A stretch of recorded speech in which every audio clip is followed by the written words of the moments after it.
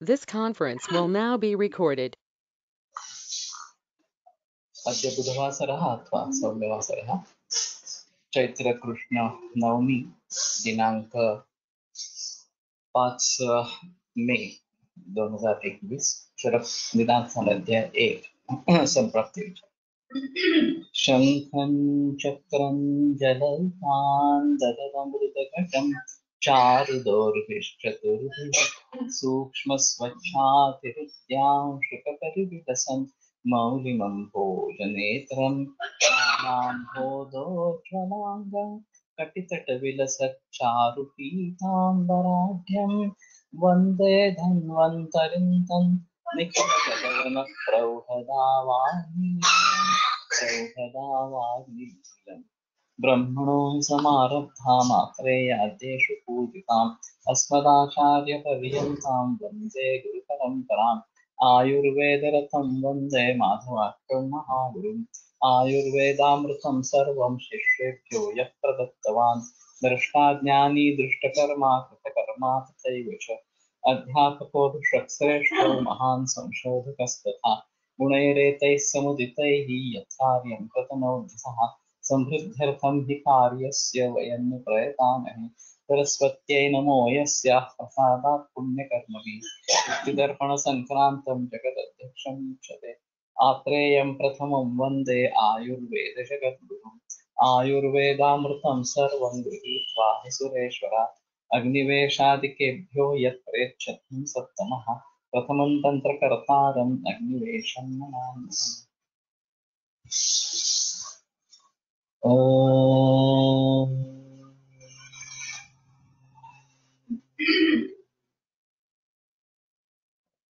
ॐ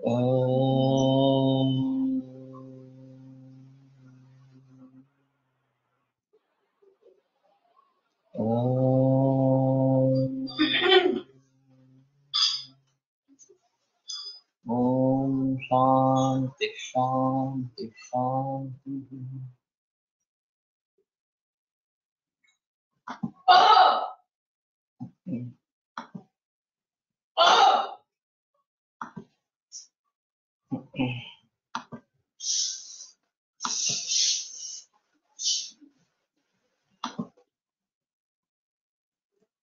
विधिर्नाम द्विविधो व्याधया निरागन्तुविभागेन त्रिविधाः त्रिविधत्रिदोषभेदेन चतुर्विधाः साध्याः सत्यमृदुदारुणभेदेन।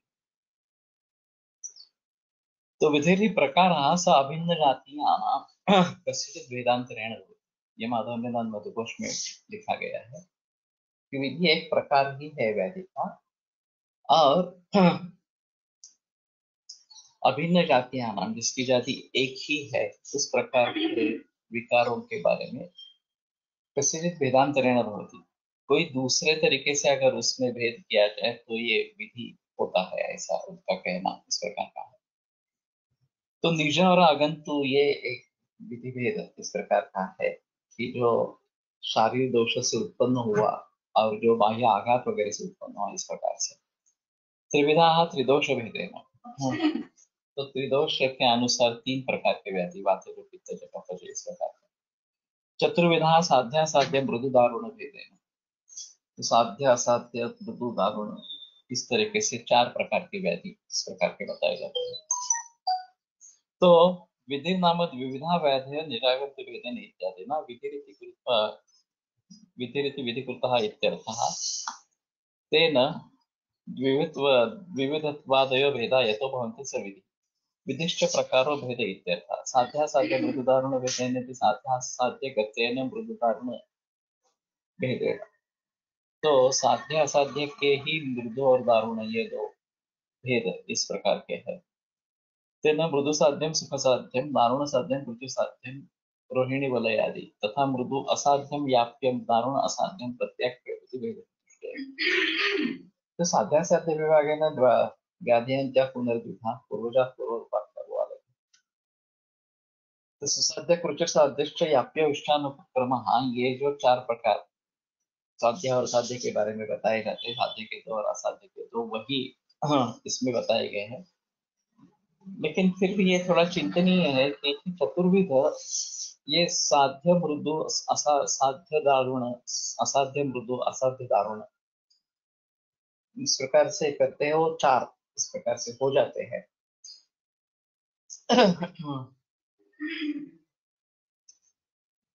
तो ठीक है, नो हंस।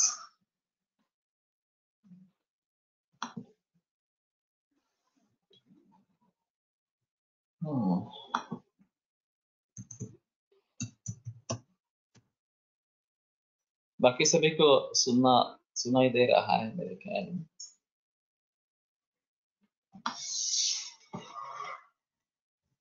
रैकेट कुछ है नहीं तो फिर तो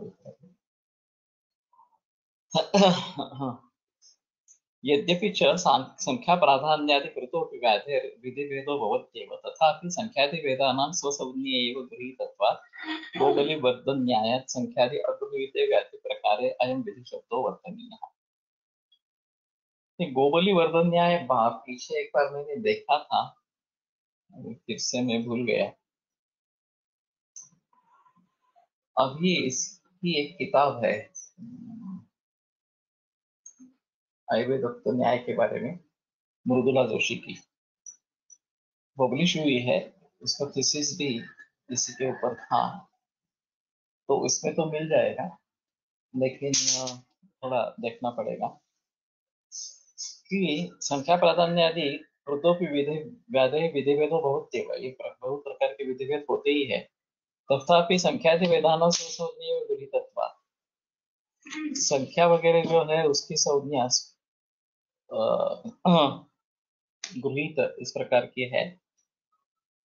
गोबली वर्तन न्याय संख्यादि अगृहीत व्याधि प्रकार, तो जिसमें संख्यादि का ग्रहण नहीं हुआ है, इसमें अवश्य विधि शब्द वर्तनीय, अयम विधि शब्द वर्तनीय, ये जो विधि शब्द है वो करना है। जहाँ संख्या दी गई है वहां संख्या संप्राप्ति होती ही है, और वो भी एक प्रकार है व्याधि का, व्याधि के विभाजन करने का। लेकिन जहाँ वो नहीं है, संख्या दी नहीं गई है, वहां विधि के द्वारा इसका करना है।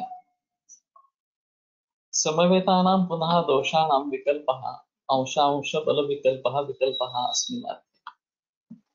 तो विकल्प ये क्या है?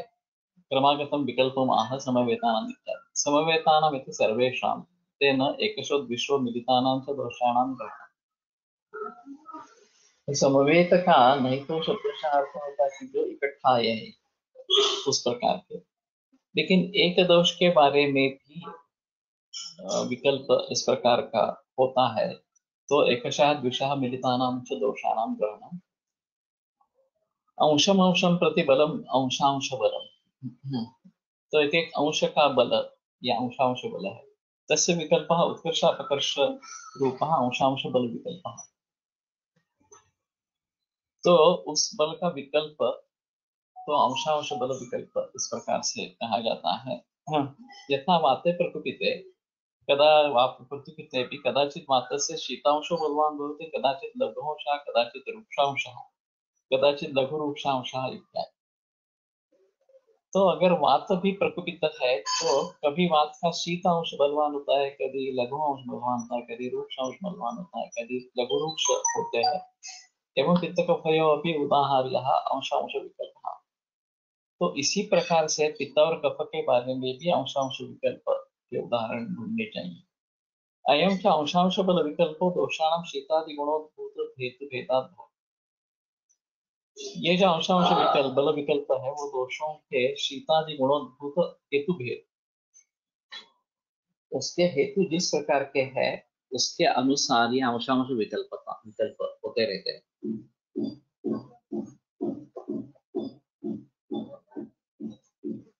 तो इसमें एक अहम मुद्दा इस प्रकार का हो जाता है। चरक मीमांसा 8वें अध्याय में भी इसके बारे में थोड़ा जिक्र आता है। किम आहारेण पिता वायु, किम व्याहरेण, किम वृक्षेण लग्ना शिशुरेण वा। ये सब अंशांश विकल्पना इस प्रकार की है, और जिस तरीके से दोष प्रकोप निर्माण हुआ है उसकी विपरीत उसकी चिकित्सा होनी जरूरी है। अगर शीत गुण से वात प्रकोप हुआ है तो उष्ण चिकित्सा देनी चाहिए, अगर रूक्ष गुण से वात प्रकोप हुआ है तो स्निग्ध चिकित्सा देनी चाहिए। रूक्ष शीत दोनों है तो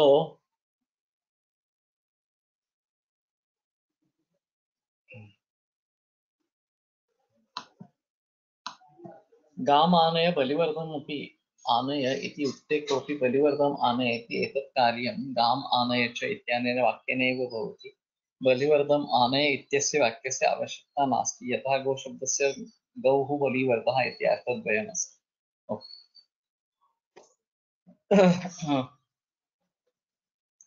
तो गाय को लेके आओ, ऐसा कहने पे गाय और बैल दोनों उसमें समाविष्ट हो जाते हैं। बलिवर्धन अपनी आने ये कहने की जरूरत नहीं है, तो गाम आने इसी वाक्य से अगर समर्थ हो जाता है तो गो बलिवर्धन न्याय कि बलिवर्धन लाना ये बताने की जरूरत नहीं है। प्रशांत वाघमारे, अच्छा, तो तुमने अच्छा किया, ये कहाँ से रेफरेंस लिया?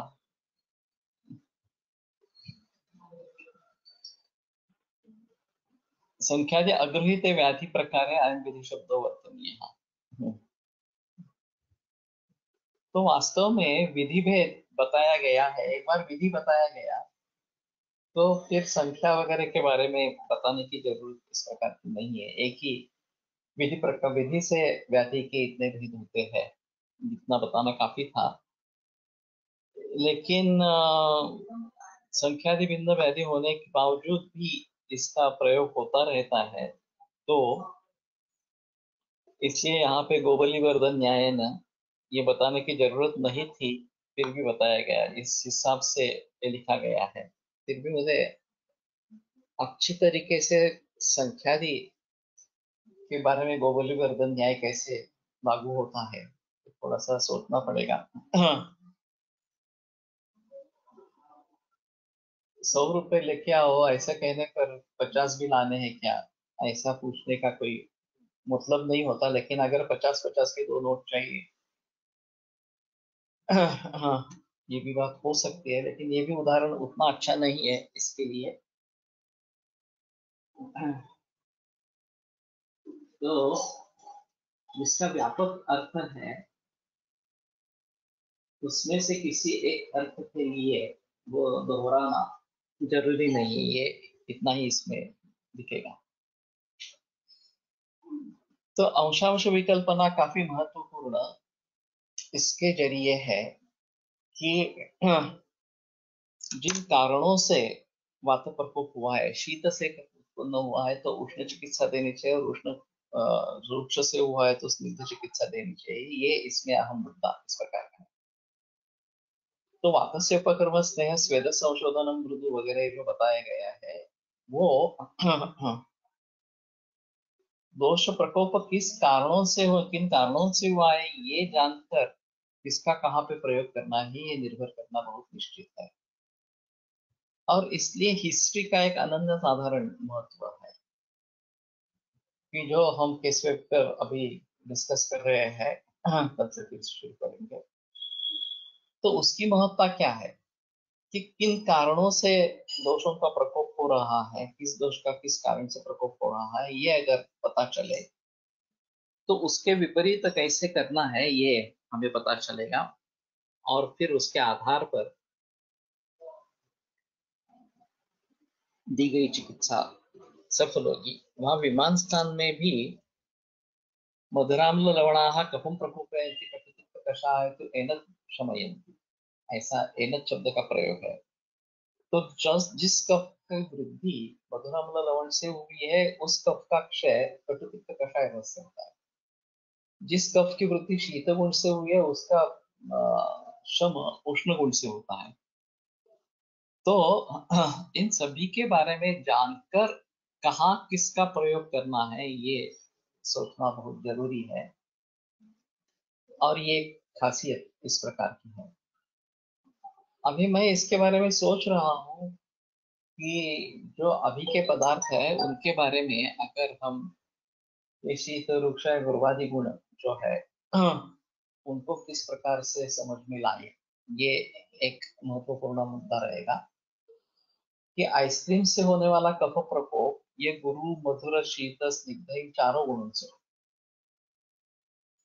और केवल कुछ मीठा खा रहे हैं उससे होने वाला प्रकोप ये एक थोड़ा सा अलग इस प्रकार का रहेगा। खट्टी चीजें खा रहे हैं उससे होने वाला कफ प्रकोप अलग होगा। इसमें खट्टे के साथ पित्त के साथ पित्त का भी प्रकोप होगा।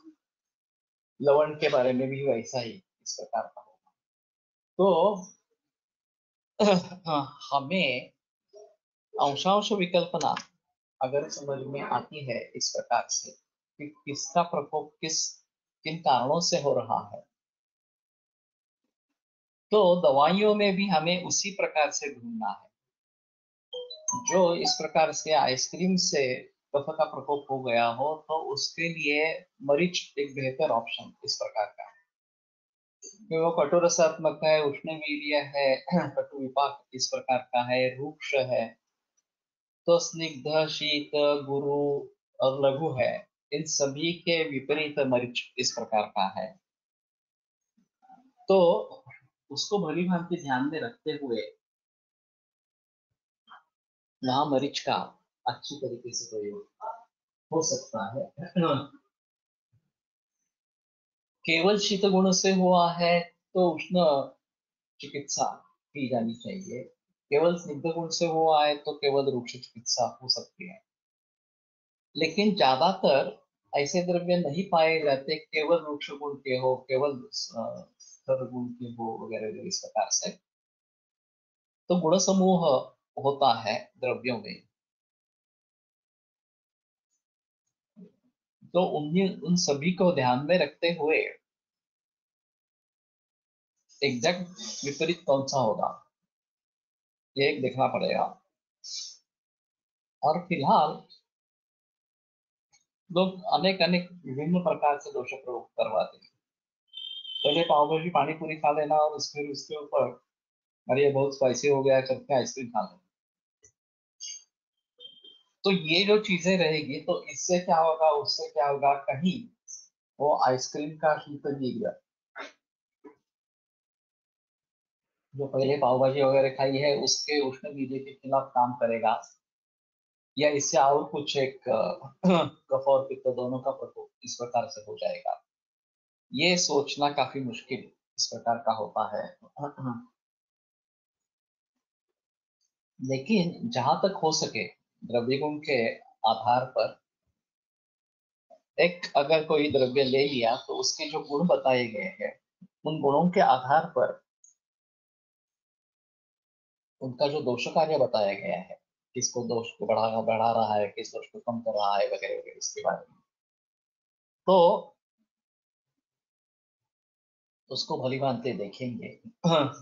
और अंशांश विकल्पना देने की कोशिश करेंगे डायग्नोस्टिक ट्रीटमेंट सॉफ्टवेयर में।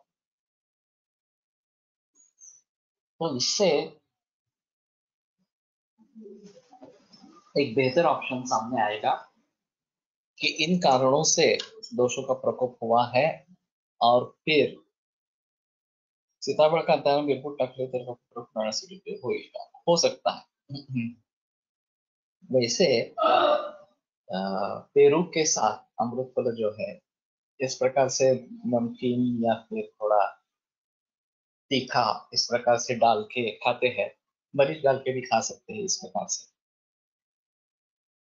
लेकिन इसमें ये भी सोचना है कि ये सचमुच इसके विपरीत काम करेगा या और दोष दोष का प्रकोप इस प्रकार से करेगा। तो इन सभी के बारे में थोड़ा सा सोचना पड़ेगा। और अगर सॉफ्टवेयर के जरिए अगर हम अंशांश विकल्पना को समझने की कोशिश करेंगे कि एक द्रव्य में कौन कौन से गुण बताए गए हैं ग्रंथों के अनुसार, और आहार्य पदार्थ में के बारे में और औषधियों के बारे में अगर इसके बारे में जिक्र होती है तो ज्यादा अच्छा है। इसमें दूसरी एक मुसीबत वाली बात है कि जब संयोग होते हैं या संस्कार होते रहते हैं तो इसमें काफी परिवर्तन आ सकता है, और फिर उस संयोग के गुण क्या होंगे ये बताना काफी मुश्किल इस प्रकार का होता है।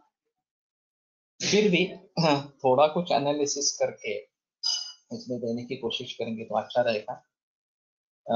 रसिक पावस्कर ने उसके वैद्यराज इस सॉफ्टवेयर में ऐसा कुछ प्रयास किया है। संयुक्त कल्प जो है उसके रस क्या होंगे, ये सिर्फ हर एक रस को एक अंक देखकर वो उसका हाँ, कितने कितने रस का प्राधान्य उसमें है, किस रस का प्राधान्य है, उसके बारे में उसने देने की कोशिश की है। तो ये इस प्रकार से एक अच्छा रहेगा। तो शीतादि गुण और ग्रंथों के आधार पर अगर हम अंशांश विकल्पना को बता सकेंगे तो ज्यादा बेहतर इस प्रकार का रहेगा। बलकाल विशेषा पुनः व्याधि नाम ऋतु अहोरात्र आहार काल विधि विनियमिता बहुत।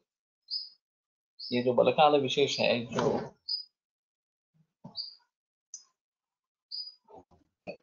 व्याधियों का ऋतु अहोरात्र आहार काल इस विधि के विनिमयता उसके आधार पर होता है।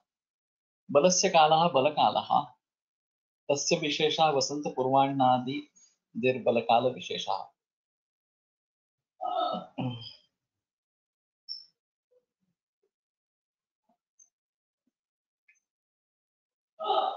ऋतवश्च अहोरात्र आहारयोः कालाश्च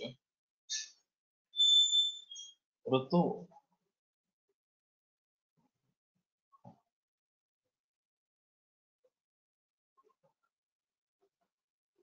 अहोरात्रयोः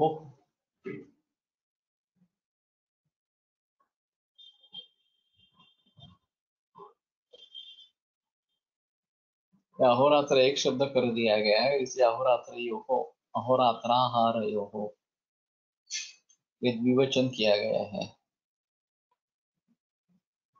थोड़ा अजीब है। कालाश्च ऋतु अहोरात्र आहार कालाः ऋतवश्च अहोरात्रञ्च आहारश्च कालश्च ऋतु अहोरात्र कालाः।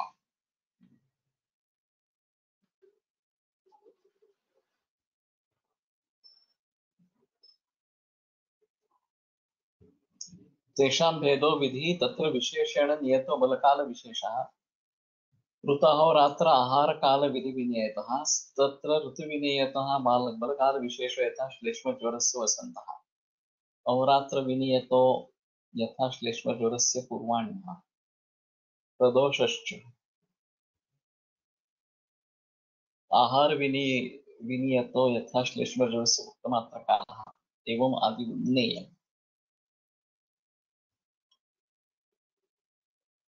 हाँ, मुझे थोड़ा सा संदेह ये है कि बल विशेष और काल विशेष इस प्रकार के समास क्यों नहीं हो सकता। बलस्य कालः बलकालः तस्य विशेषः, ये जो षष्ठी तत्पुरुष दोनों तरीके से इस प्रकार का किया गया है।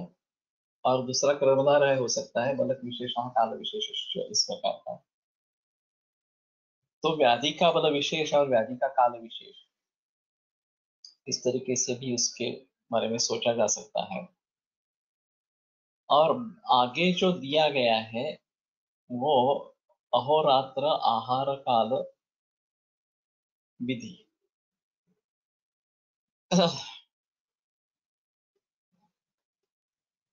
तो आहार काल रूप विधि इसी प्रकार से बताया गया है। उसमें भी आहार विधि ले सकते हैं, आहार काल और आहार विधि। लेकिन आहार काल ये आहार विधि का ही एक अंश है वास्तव में। ये तो जैसे इन्होंने किया है कि आहार काल विधि, ये सब जो है वो विधि संप्राप्ति के अनुसार इसके भेद इस प्रकार से बताने हैं। तत्र विशेषेण नियतो बलकाल विशेषतः विशेषः ऋतु अहोरात्र काल विधि विनियतः तत्र ऋतु विनियतो बलकाल विशेषो यथा श्लेष्म ज्वरस्य वसन्तः।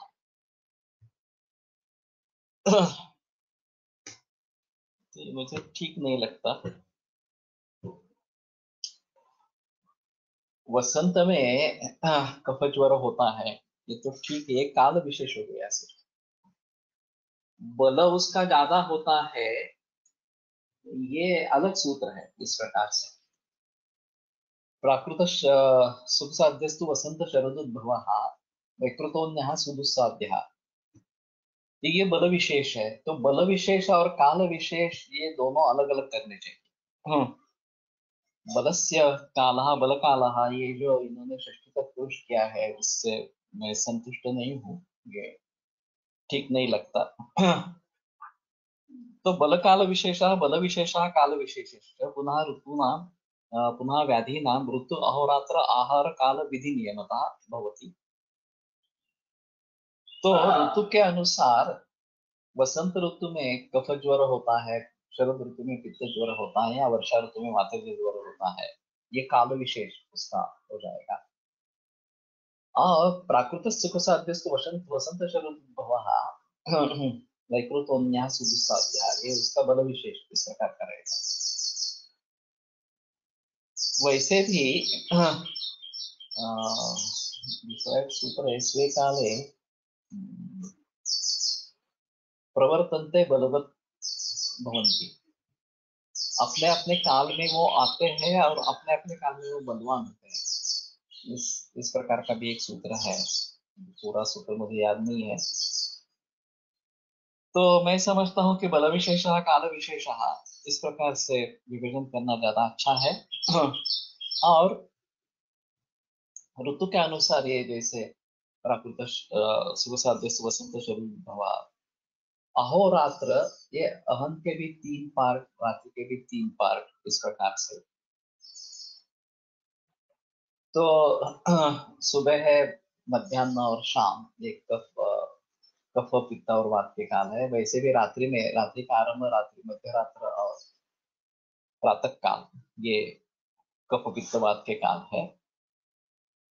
और आहार काल, भोजन के तुरंत पश्चात भोजन जीर्ण हो जा रहा है, और जरणांत, ये जो काल है, ये 3 काल इस प्रकार से। और शायद आहार विधि ये भी ले सकते हैं, नहीं तो आहार विधि को छोड़ेंगे। विधि नियम है, विनियमता, ये विधि विनियम से बलकाल विशेष होते हैं, ऐसा लेते ही। इस विधि को लेकर ये बलकाल विशेष इस प्रकार के होते हैं। तो ये एक अहम मुद्दा इस प्रकार का है। एखाद्या पदार्थातील शीतत्व कमी करण्यासाठी त्यात उष्णगुणाचा पदार्थ मिसळणे विरुद्ध होते का? नहीं बता सकते। ज्यादातर इस प्रकार का प्रचलन में है कि उसके दुष्परिणाम कम हो, इसलिए उसके विपरीत द्रव्यों का सेवन किया जाता है, बताया जाता है। शिंबी जाति के बारे में यह स्पष्ट रूप से निर्देश है, ये रूक्ष है, और उसमें हाड्या बलवीर जहाँ विशेषक शिंबी जाते हैं, तो विरुद्ध का संयोग वहां पे करना है, या उनका प्रयोग करते समय रसोन और प्याज, इनका प्रयोग करना ज्यादा बेहतर है, क्योंकि वो वात का शमन करने वाले इस प्रकार से है। और वैसे उसका प्रचलन भी समाज में है। संतत सतत विषम ज्वर इत्यादी ज्वर निज समजावे का, मग आंतरिक मलेरिया ज्वराचा कसा विचार करा? ये तो ज्वर तुम्हारे मन में ये निज क्यों नहीं है मालूम नहीं है, शायद मच्छरों के द्वारा इनका प्रचार प्रसार होता है, तो इसलिए आगंतुक है, ऐसा शायद सोचा होगा, मालूम नहीं मुझे। और आंतरिक मलेरिया, ये तो मैंने सुना नहीं है। विषाम ज्वरात् समृद्धि बलकालंच प्राप्य दोषः तृतीयकं चतुर्थकं च कुरुते इत्यादी ठिकाणी बलकाल्याचा बलस्य कालः घेतले आहे। समृद्धि बलकालंच प्राप्य दोषः तृतीयकं चतुर्थकं च कुरुते। लेकिन इसमें भी ये सूत्र देखना चाहिए, बल और काल अलग अलग तरीके से ले सकते हैं। काल संप्राप्ति दूसरे एकांतर द्व्यंतर तरंतर इस प्रकार के आने का एक काल है, और उसका बल कैसा होना, ये अलग संप्राप्ति इस प्रकार की है। तो जितने दूर दूर तक दोष जाएंगे धातुओं में, रस रक्त मांस में अस्थि मज्जा वगैरह इस प्रकार से, तो उनको आमाशय में आने में, हाँ, उनको आमाशय में आने में काफी समय इस प्रकार का लगेगा। और फिर उसके अनुसार एक दिन के बाद 2 दिन के बाद इस प्रकार का बुखार आएगा, ज्वर आए। आंतरिक ज्वर मलेरिया, तो मलेरिया की बात कर रही हो। काफी लोगों में इसके बारे में बहस है कि मच्छर यहाँ पे एक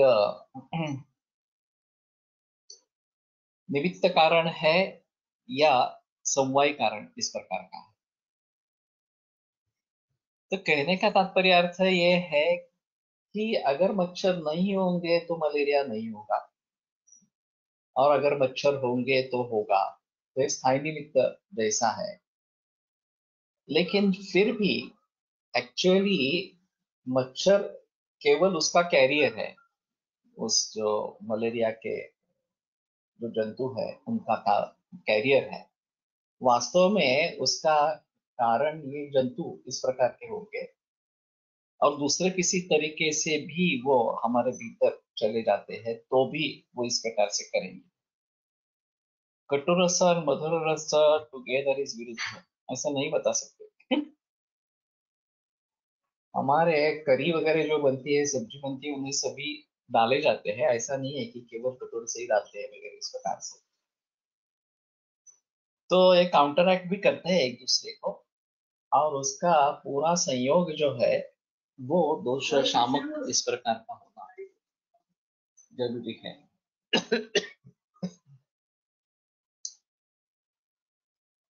तो इसको हम तो निज विकारों में ही गिनेंगे, हम आगंतुक विकारों में इसका समावेश नहीं करेंगे। मलेरिया हो या अभी ये डेंगू हो या अभी कोविड-19 हो। कुछ लोग कह रहे हैं मलेरिया, हाँ, आगंतुक ज्वर है, विषम ज्वर है। तो कुछ लोग इसको आगंतुक ज्वर में डालेंगे इस प्रकार से। लेकिन ऐसा है कि इसमें शरीर में जो परिवर्तन होते जाते हैं,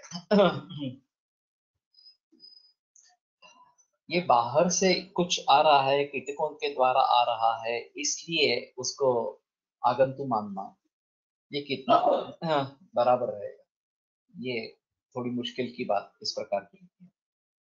वैसे टाइफाइड के जंतु भी अगर पानी में हम पी जाते हैं, या फिर दूसरे किसी बीमारी के जंतु हम इस प्रकार से लेते रहते हैं, तो उन सभी को हम आगंतुक माने क्या? सुश्रुत तुम्हाला racket देतो.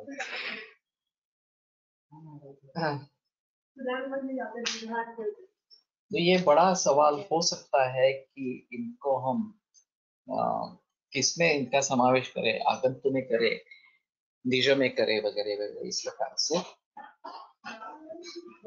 और हमारे देखने के तरीके पर ये सब निर्भर रहेंगे किस प्रकार से हम देख रहे हैं। अभी हम एलोपैथी की चश्मा से देख रहे हैं, और इसलिए हमें लगता है कि नहीं, आगंतुक हो जाएंगे इस प्रकार के। अलग अलग धातु तक ये दोष कोष्ठ में आने में कितना समय लगेगा, इसका स्पेसिफिक काल क्या है, ये दिया है ना। शुद्धाशुद्ध्यापि वा क्रमात् ज्वर चिकित्सा में, या ज्वर निदान में ही होगा शायद आगे, कि वो आमाशय में आने के लिए और फिर से ज्वर निर्माण करने के लिए कितना समय लगता है, 1 दिन 2 दिन अगर इस प्रकार के बताया गया है। तो सूत्र आएंगे तो पढ़ेंगे, लेकिन मैं समझता हूँ कि काल विशेष इस प्रकार से समझ लेना है, और बल विशेष जो है उसकी सामर्थ्य व्याधि का कितना है, कम है या ज्यादा है, उसके आधार पर बल विशेष के बारे में सोचना है। तो ये दोनों अलग ही रखेंगे, बल काल विशेष दोनों अलग ही रखेंगे, वो बेहतर ऑप्शन इस प्रकार का है। तो श्लेष्मजरस्य वसन्तः ये काल विशेष है। अहोरात्र विनियत यथा श्लेष्मजरस्य पूर्वाह्न प्रदोषश्च आहार विनियत यथा श्लेष्मजरस्य भुक्तिमात्र कालः एवं आदि उन्नय। केचित् विधि शब्देन पूर्वकृतं कर्म प्रवृत्ति, ये तो और ये अलग इस प्रकार का। निज दोष की मर्यादा है मगर आगंतुक की नहीं है। समझा नहीं एक्चुअली, मर्यादा से तुम क्या कहना चाहते हो इस प्रकार से, इसलिए कैसे सोचे। अभी हमारे व्यू जो है वो टिंटेड हो गए हैं कि जब से ये ज्ञान प्राप्त हुआ कि मलेरिया मच्छरों के द्वारा फैलता रहता है, और फिर अगर मलेरिया का निर्मूलन करना है तो मच्छरों का निर्मूलन करना पड़ेगा, इसलिए डीडीटी वगैरह का प्रचलन आया। फिर भी मलेरिया भी खत्म नहीं हुआ और मच्छर भी खत्म नहीं हुए, वो तो ऐसा ही सिलसिला चल रहा है। तो कहने का तात्पर्य अर्थ यह है कि हमारे प्रतिकार क्षमता यही सबसे अहम मुद्दा है। और वो तो भीतर ही है, वो बाहर का कहीं नहीं है। प्रतिकार क्षमता कम होना ये तो आगंतुक कारण नहीं है, तो निज कारण ही है। दोषों को दूसरे किसी तरीके से बल मिलना और दोष की वृद्धि रहना ये भी निज कारण है, ये आगंतुक कारण नहीं है। अभी कोविड 19 में कौन लोग मर रहे हैं जिनकी प्रतिकार क्षमता कम है, जिनकी लाइफस्टाइल अच्छी नहीं है, कुछ भी खाना कभी भी खा रहे हैं, वो लोग मर रहे हैं। क्योंकि उससे उत्पन्न हुआ दोष वैषम्य और ये बाहर से आया हुआ कोविड 19 वायरस, इन दोनों के मिलाप से अभी का पिक्चर दिख रहा है, जो दृश्य दिख रहा है वो। तो केवल उस कोविड को देख के उसको कैसे दूर रखना है, मास्क पहनना है, 2 गज की दूरी रखनी है, वगैरह वगैरह, ये जो बातें अभी चल रही है वो केवल उस कारण को लेकर चल रही है। लेकिन कोई इसके बारे में सोचता ही नहीं कि भीतर क्या हो रहा है, निज दोष के बारे में कैसी स्थिति है इसके बारे में कोई सोच ही नहीं रहा। तो बाह्य और आभ्यंतर ये दोनों हेतु हो सकते हैं। अभी सिर्फ बाह्य हेतु को इतना ज्यादा महत्व दिया गया है कि आभ्यंतर हेतु के बारे में कोई सोचने के लिए भी तैयार नहीं। तो मैं समझता हूँ इसमें आगंतुक को महत्व देना है। मैं ऐसा नहीं मानता कि गंदगी आजू बाजू में है और डास निर्माण हो रहे हैं, मच्छर निर्माण हो रहे हैं, तो उसके बारे में हमें कुछ सोचना नहीं है। इस प्रकार से सोचना तो है जरूर, लेकिन फिर भी जो उपाय करेंगे उसके बारे में, डीडीटी ये उपाय नहीं है उसका, उसके और पर्यावरण की हानि होती है इस प्रकार से। तो स्वच्छता रखना ये सबसे अहम इस प्रकार का होगा। चाहे तो ये धुआं करना, हमारे हिसाब से धूपन चिकित्सा करना, ये उसका इलाज इस प्रकार का हो सकता है, जो मच्छरों को दूर भगाए, इस प्रकार से दूर रखे। और खुद की इम्यूनिटी बढ़ाना। इसके बावजूद भी अगर मलेरिया वाले मच्छर ने हमें काट लिया तो उसके बावजूद भी हमें मलेरिया नहीं होना है, ऐसे हमारी शरीर की हालत हो, स्थिति हो, बल हो शरीर का। तो अच्छा हुआ कि इसके बारे में थोड़ी बहस हुई है, निगत निजय है या आगम तो है, इस प्रकार से उसको, उस मुद्दे को मैं थोड़ा सा आगे लेकर चलूंगा मेरे नए संहिता में। और इसमें जो गलत सहमियां हैं वो दूर करने की कोशिश करेंगे। मेरा कहने का मतलब यह है कि अभी सर्वांगीण दृष्टि से विचार नहीं होता, ये सबसे बड़ी समस्या है एलोपैथी। केवल एक चीज को लेकर आगे बढ़ते हैं और समूचे तरीके से हर चीज को देखना है ये भूल ही जाते हैं। तो प्रतिकार शक्ति हमारी हमारे रहन सहन, खाने पीने वगैरह जो निर्भर है, उसके बारे में कुछ भी नहीं सोच के सिर्फ ये एंटीबायोटिक देते रहना, स्टेरॉइड देते रहना, ये चिकित्सा नहीं है वास्तव में। अग्नि का विचार नहीं है कुछ भी उसमें। तो अग्नि का विचार होना चाहिए, बल का विचार होना चाहिए, ये सभी अहम मुद्दे कोविड 19 के बारे में हो या डेंगू के बारे में हो, स्वाइन फ्लू के बारे में, सभी के बारे में यही मुद्दे इस प्रकार के महत्वपूर्ण है। तो पूर्व कर्म के बारे में, तत्र के कर्म नियम तो बल काल विशेषा पश्चिमान कर्म काल एवं नियम। तो कर्म से जुड़ा जो बल काल विशेष है वो पश्चिमान कर्म काल एवं, वो पश्चिमान कर्म का काल इस प्रकार का ही समझना चाहिए। इसमें भी ये सोच सकते हैं कि इससे कर्म से जुड़ा काल है, कर्म से जुड़ा बल है, ये दोनों तयोर उदार्य दीर्घस्य सुखस्य च नियतस्य आयुषो हेतु, ये जो विमान स्थान तीसरे अध्याय में बात बताई कि कर्म बलवान है, बलवत है या अबल है, इसके आधार पर उससे जो व्याधि निर्माण होगा वो बलवत होगा, बलवान होगा या अबल होगा, ये निर्भर रहेगा। वो कहाँ कब परिणत होने वाला है उस समय में ये, हाँ, परिणत इस प्रकार का होगा और उसके बारे में कुछ पता नहीं चलता है। जितेंद्रियम नानुपतंति रोगाः तत्काल युद्धं यदि नास्ति दैवम्। हाँ, अष्टांग संग्रह में ये कविता, ये श्लोक आया है कि जो इस प्रकार का सद्वृत्त स्वस्वृत्त पालन करने वाला व्यक्ति है, फिर भी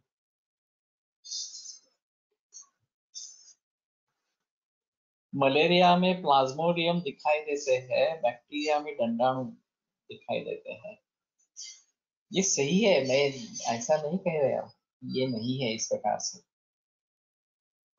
लेकिन यही सिर्फ कारण है, ऐसा नहीं है। और केवल ये मच्छरों के दंश के जरिए हमारे भीतर जाता है, इसलिए ये आगंतुक कहेंगे।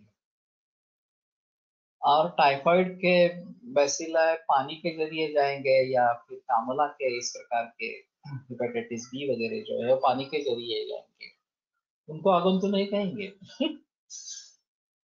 अगर इनका संपर्क होने से ये हो रहा है तो इन सभी को आगंतुक कहेंगे। फिर निज दोषों का कोई स्थान ही रहेगा नहीं रहेगा इस प्रकार से। तो वास्तव में यहाँ पे हम ऐसा कह सकते हैं कि निज और आगंतुक दोनों कारणों के जरिए ये इस प्रकार से निर्माण होते हैं। सबसे ज्यादा महत्व आगंतुक कारणों को दिया जा रहा है और निज कारण को दुर्लक्षित किया जा रहा है। ये नहीं होना। शरीर में ऐसी स्थिति कैसी हुई कि ये इस प्रकार से निर्माण हो गया शरीर में। आगंतुरन्वेति निजं विकारं निजास्तथागन्तुमपि प्रवृद्धः तत्रानुबन्धं प्रतिशिल्प सम्यक् ज्ञात्वा ततः कर्म समावरेत्। ये भी सूत्र है महत्वपूर्ण कि आगंतुक निज विकार का अनुगमन करता है और निज भी आगंतुक का प्रवृद्ध निज आगंतुक का अनुगमन इस प्रकार का करता है। खास करके ये काम क्रोध भयाद्याष्टते स्थिरागंतव्यता, काम क्रोध भय वगैरह भी है जो वो आगंतुक इस प्रकार से बताया गया। और अजीब बात है कि ये चिड़चिड़ापन आ जाता है कोविड वगैरह इस प्रकार या कैंसर वगैरह इस प्रकार से डिसीजेस से, और फिर उसको अन्वय हो जाता है इन विकारों का।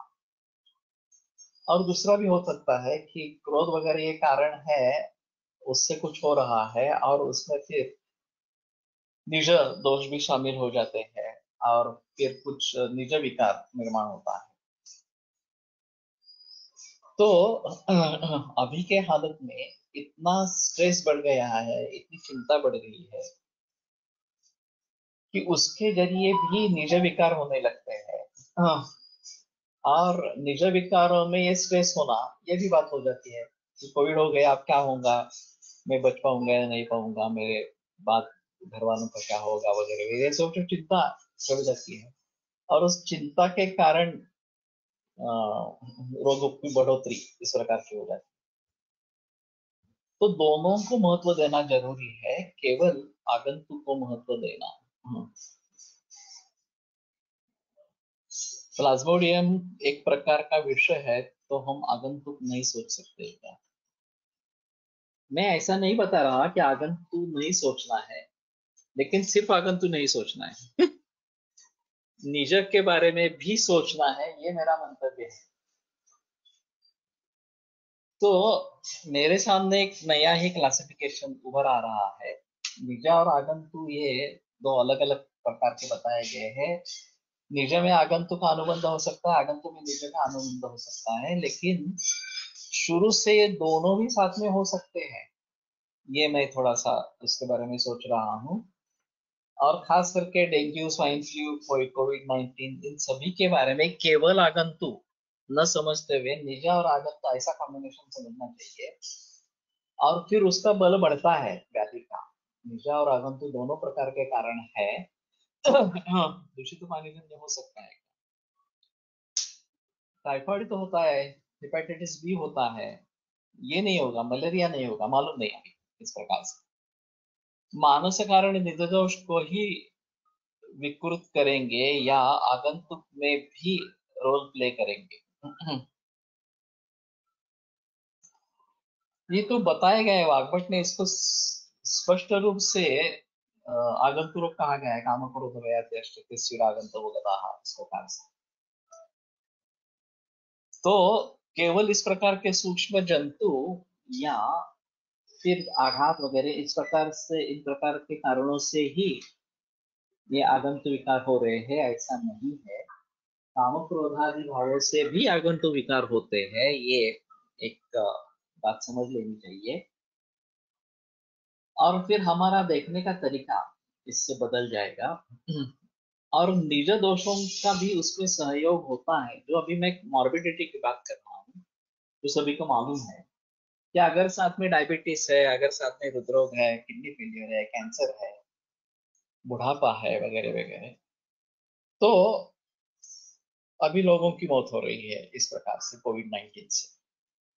तो ये तो सभी तो निज कारणों से ही है, इसमें आगंतुक का क्या संबंध है? ये नॉन कम्युनिकेबल डिसीजेस है सभी। लेकिन उसके जरिए शरीर में दोष वैश्य में कुछ बना रहा है, बना हुआ है इस प्रकार से, और बाहर से जंतु का भी आक्रमण इस प्रकार का हो गया, दोनों मिलकर मॉर्बिडिटी बढ़ी, इस प्रकार की यहाँ पे स्थिति है। तो उसी को ध्यान में रखना ज्यादा बेहतर है।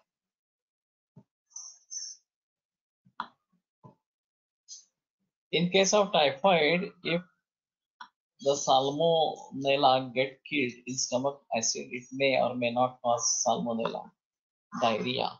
And if they don't get killed in stomach, they get in small intestine and gallbladder from colonies in large intestine that pairs patches. I think if the Agni is good, the bacilli won't affect, as you said, Nisha and Agantukas. तो मेरे ख्याल में हमारी प्रतिकार शक्ति इसमें सबसे अहम है, जिसके बारे में मैं जिक्र कर रहा हूँ। और प्रतिकार शक्ति हमारे लाइफस्टाइल पर निर्भर है। प्रतिकार शक्ति हमारे खाने पीने पर निर्भर है, वो प्रतिकार शक्ति हमारे योग और व्यायाम पर निर्भर है। उसको बिना देखे सिर्फ कोविड-19 है या दूसरा कोई वायरस है और इससे बचना है तो ये मास्क पहनो और ये 2 गज की दूरी रखो वगैरह वगैरह, ये सब जो प्रचलन चल रहा है केवल इस वायरस को ध्यान में रखते हुए, वो करना उचित नहीं है, ऐसा मेरा कहना है। वो करो, लेकिन उसके साथ में प्रतिकार शक्ति के बारे में भी सोचो, और वो सबसे ज्यादा अहम है। अगर प्रतिकार शक्ति अच्छी रहेगी तो इन रोगों से भी बचे रहोगे, सांसर्गिक रोगों से, और असांसर्गिक रोगों से भी बचे रहोगे। तो सबसे अहम मुद्दा है प्रतिकार शक्ति बढ़ाना, और वो तो निज ही है, उसमें बाहर का कोई संबंध नहीं है। तो अपने ही शरीर में जो दोष धातु मल इस प्रकार के निर्माण हो रहे हैं, वो अगर साम्यावस्था में ही निर्माण होते रहेंगे तो स्वास्थ्य बना रहेगा। अगर आपको किसी प्रकार के हेतु सेवन के जरिए ये वैषम्य निर्माण हो जाए तो उससे भी रोग बनेंगे। वैषम्य निर्माण हुआ है तो आगंतुक कारण भी प्रबल हो जाएंगे। Hence many a time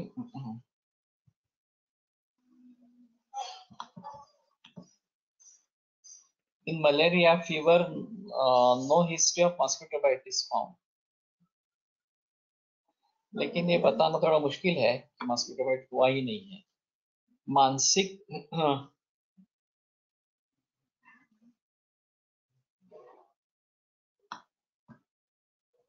मानसिक भाव तो हमारे अंदर है, तो काम क्रोधादि को आगंतुक क्यों कहा गया है?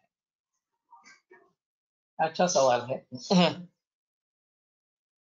जैसे कि हमारे मूल धर्म नहीं है, सत्व रजस तमस ये मूल है हमारे मानस के, और वो आवश्यक है। केवल सत्वगुण होगा तो भी मुश्किल होगी, क्योंकि रजक प्रवर्तकम भावानाम तमः आवर्तकम वगैरह इस प्रकार के जो है, नींद भी चाहिए, काम करना भी चाहिए, ये सब होना चाहिए। इसलिए सत्व रजो तमस इन सभी का महत्व है। लेकिन ये रजस और तमस अगर ज्यादा बढ़ जाते हैं तो ये आगंतु विकार काम क्रोध आदि को निर्माण करते हैं, ऐसा उनका कहने का मतलब है। तो ये आगंतु इसलिए कहे गए कि जैसे कि ये निज रूप में होने चाहिए और स्वास्थ्य को बनाए रखने में उसकी मदद सहायता होनी चाहिए, लेकिन ये अगर इस प्रकार से आगंतुक जैसा बर्ताव कर रहे हैं तो इसलिए उनको शायद आगंतुक कहा गया हो। त्या काळात डास होतेच, पण ज्वरात त्याचे वर्णन नाही, तर त्याला अधिक महत्व आहे, म्हणजे कारण अधिक महत्व या बाह्य हेतूला महत्व देणे याचा विचार कसा करा। इसमें दो मुद्दे हैं। ये जो जर्म थ्योरी इस प्रकार की आ गए, माइक्रो ऑर्गेनिजम्स और उनके मुताबिक इन्फेक्शियस डिसीजेस हो रहे हैं, इसके बारे में तो पूरी बहस उसके बाद में फार्मेसी ने आरंभ किए हुए एंटीबायोटिक से, एंटीबायोटिक की खोज एक एक्सीडेंट था। अलेक्जेंडर फ्लेमिंग को पेनिसिलिन की खोज हुई और पेनिसिलिन का इस प्रकार से माइक्रो ऑर्गेनिजम्स को मारने के लिए फायदा होता है, ये दिखाई दिया। और फिर एंटीबायोटिक्स का प्रयोग जब दूसरे महायुद्ध में हुआ, पेनिसिलिन का खास करके तो बहुत जल्दी इन्फेक्शियस डिसीजेस काबू में आ गए। ये इतिहास है इस प्रकार। तो उसके जरिए सब लोग बह गए और इन्फेक्शियस डिसीजेस के लिए एंटीबायोटिक्स यही उत्तर है, ये सब सोचने लगे। अभी कोरोना वायरस के बारे में एंटीवायरल ड्रग्स काम कर नहीं रही है, इसलिए वैक्सीन के बारे में सोचो। अगर कोई उनको इस प्रकार का एंटीवायरल मेडिसिन मिल जाता है जो कोरोना के खिलाफ काम करेगा, तो वो उसी का प्रचार करेंगे और फिर वैक्सीनेशन के बारे में बोलेंगे ही नहीं। कोविड में सिर्फ में किसी में सिर्फ ज्वर दिखता है, किसी में काश अंगमर्द सूर्य, किसी में ज्वर काश श्वास अलग अलग लगते हैं। ये निज हेतु सापेक्ष है। दोष धातु वैषम्य वैगम्य, एक ही आगंतु हेतु सभी रुग्णों में अलग अलग लक्षण नहीं बना सकता। यह सुस्पष्ट है, पर डॉक्टर आदि लोग समझते ही नहीं। इसमें ऐसा है कि किस व्यक्ति में किस रोग की अभिव्यक्ति किस प्रकार से हो, ये बात अलग अलग इस प्रकार की हो सकती है। और फिर वो कहेंगे कि ये लक्षण समुच्चय है, किसी में ये होगा, किसी में वो होगा, लेकिन कारण कोविड-19 होगा, ऐसा वो डॉक्टर बताएंगे। विडाल टेस्ट पॉझिटिव्ह रहता है, सायंटिस्ट त्याला फॉल्स पॉझिटिव्ह आहे म्हणतात। हे कसे फॉल्स पॉजिटिव और फॉल्स नेगेटिव ये काफी है इस प्रकार के प्रचलन में, खास करके ऑटोइम्यून डिसऑर्डर्स में, इसीलिए जैसे विकारों में टाइफाइड फॉल्स पॉजिटिव आता है। ये जो टेस्ट है विडाल टेस्ट है, फॉल्स पॉजिटिव होता है। तो एक देखने का तरीका है, बेसिकली ऑटोइम्यून डिसऑर्डर है और फिर इस प्रकार की टेस्ट पॉजिटिव नेगेटिव इस प्रकार की होती है, तो टाइफाइड की ट्रीटमेंट नहीं करनी है, ये बताने के लिए ये फॉल्स पॉजिटिव है इसका प्रचलन होता है। सप्ताहम दशाम द्वादशाम अथवा ऐसी दिव्य दोषों की मर्यादा है, वैसे मलेरिया की मर्यादा नहीं है। हम क्या सोचें मलेरिया का अगर हमारे इसमें निदान होता है, दोष मर्यादा मोक्षा बताए थे इस प्रकार, तो हमारे इसमें शामिल हो जाएगा। अगर एलोपैथी की दवा जब तक नहीं देते हैं तब तक ये मलेरिया दोहराता रहता ही है। तो इसका स्पष्ट कारण यह है कि हमारी इम्यूनिटी कम है और उस जंतु की इम्यूनिटी ज्यादा है, और इसलिए इसमें सक्सेस नहीं मिलेगा। तो हमारा बल बढ़े और उसका बल कम हो, ये कैसे सोचेंगे, ये इसके बारे में अलगता से सोचना पड़ेगा। एंटीबायोटिक चा शोध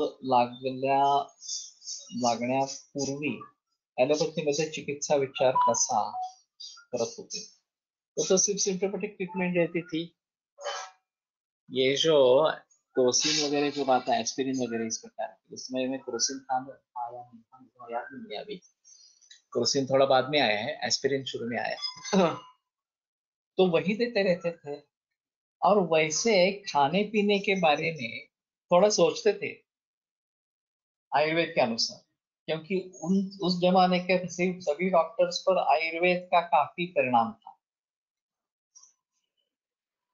ज्वर माधव निदान 36 श्लोकामध्ये आगंतुक कारण व विषम ज्वर यांचा संबंध सांगितलेला आहे. वैसे इसमें भी है आगंतुक अनुबंधो ही, लेकिन आगंतुक की जो ये भूत ये क्या होगा,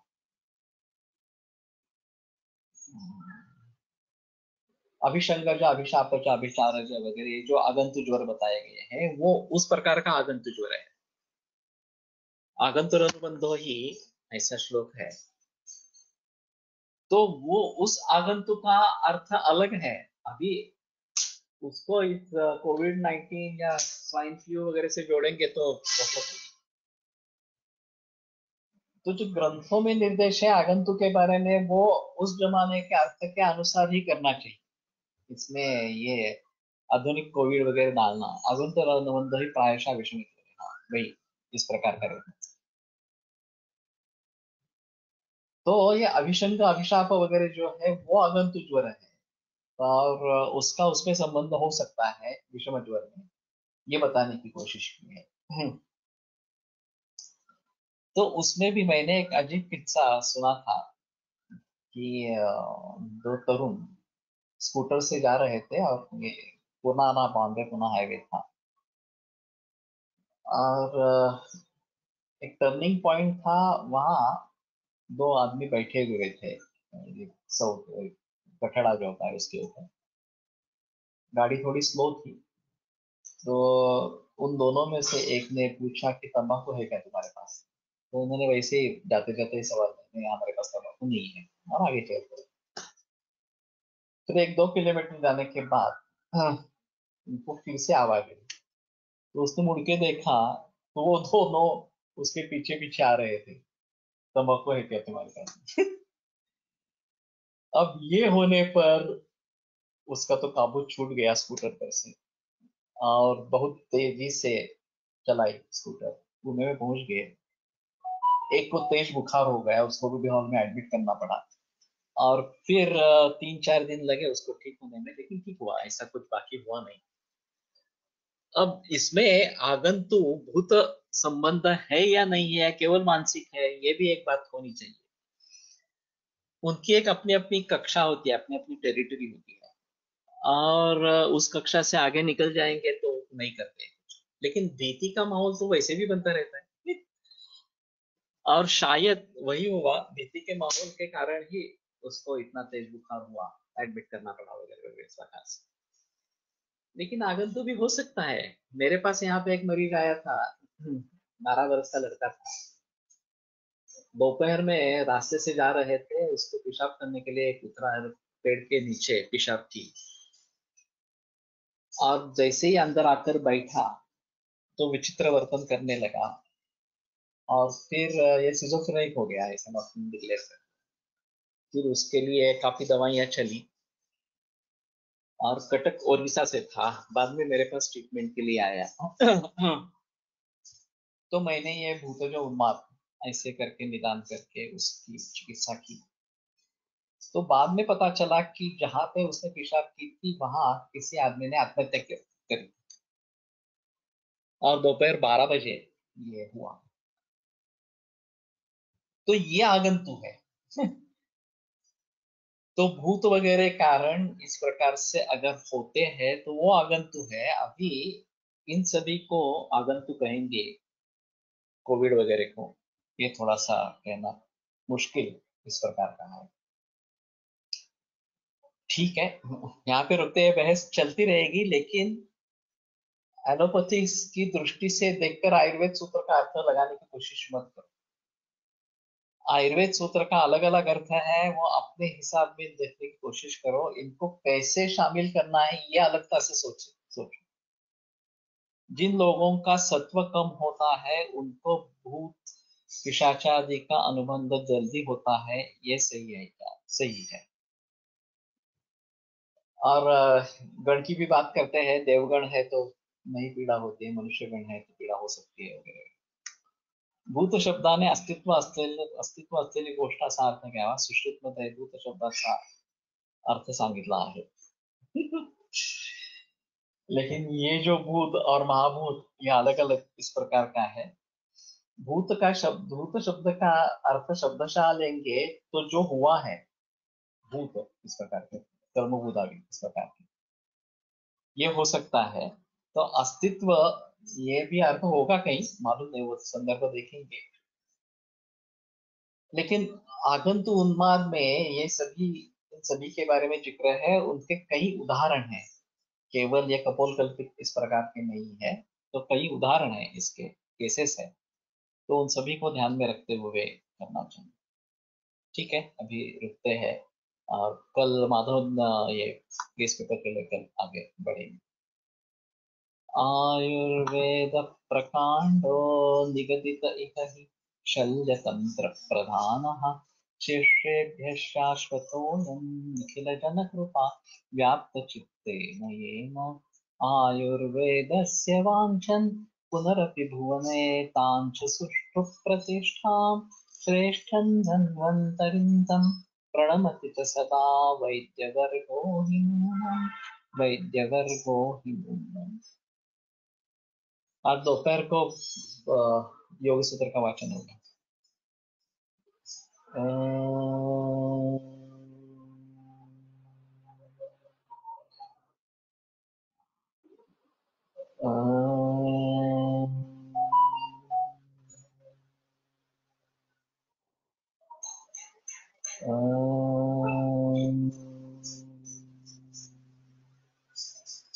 ओम शांति शांति शांति. ये गणों के बारे में मुझे भी पता नहीं है, लेकिन राक्षस, मानुष और देव ये तीन गण हैं.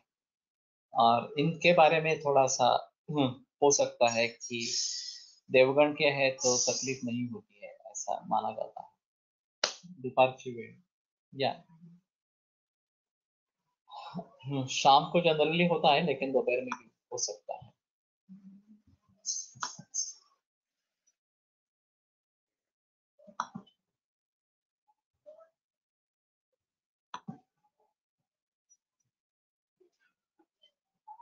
हम्म.